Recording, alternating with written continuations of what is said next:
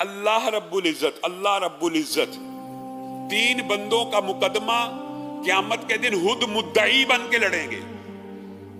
जिस मुकदमे का मुद्दई अल्लाह हो वो मुकदमा हारा जाएगा। खुद मुद्दई बन के लड़ेंगे।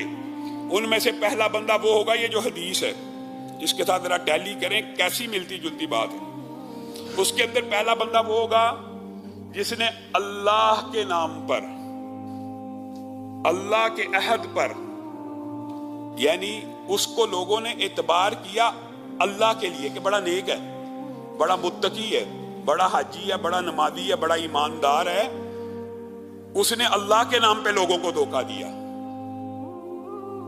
अपने आप को हाजी शो किया, नमाजी शो किया, मुत्तकी शो किया, साले शो किया, नेक शो किया और उसके बाद धोखा दे दिया। पेमेंट तो लोगों ने इस वजह से दी थी कि बड़ा वलीउल्लाह है, ये बंदा मेरी पेमेंट नहीं खा सकता। मुआशरे में जायजा लें। आजकल तो दुख होता है लोगों की बात सुन के। लोग ऐसी शिकायत लेके आते हैं, लामा साहब उसने दाढ़ी रखी इसलिए थी कि लोगों को फ्रॉड लगा सके, उसने दाढ़ी रखी इसलिए थी कि लोगों को फ्रॉड लगा सके, धोखा दे सके। पहली सफ में आता था, माल लूट के ले गया। इस तरह की शिकायत मिलती है कि नहीं मिलती? जिसने अल्लाह के नाम पे धोखा दिया, अल्लाह मुद्दई बनेगा, उस मजलूम का साथी बनेगा। मेरे नाम पे धोखा दिया, मेरी इबादत के जरिए लोगों के पैसे लूटे, मेरी इबादत को लोगों का माल बटोरने का सबब बनाया, तो मैं मुद्दई उस मुकदमे का। और दूसरा बंदा वो होगा, अल्लाह अकबर, अल्लाह हम सबको इन अयूब से पाक कर दे। दूसरा बंदा वो होगा जिसके मुद्दई अल्लाह होंगे।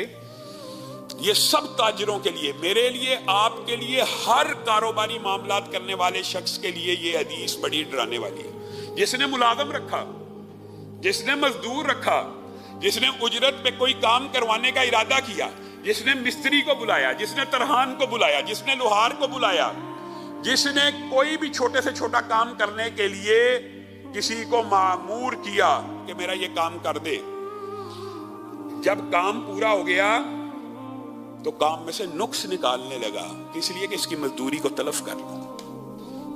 अगर नुक्स और ऐब हो उसकी बात अलग है, लेकिन यह हदीस इस बात के ऊपर दलालत करती है, जब मजदूर ने मजदूरी कर ली, पसीना खुश्क हो चुका है, अब उससे लड़ाई झगड़ा डाल रहा कि तूने ये काम ठीक नहीं किया, तूने ये काम ठीक नहीं किया, उसको उजरत पूरी नहीं दी या उसको सिरे से उजरत ही नहीं दी, फटीक डाल दी। ये हम बड़ा मामूली सा ऐब समझते हैं। हमारे मुआशरे में सबसे बड़ा ऐब जो मुआशरे के अंदर मौजूद है यही है।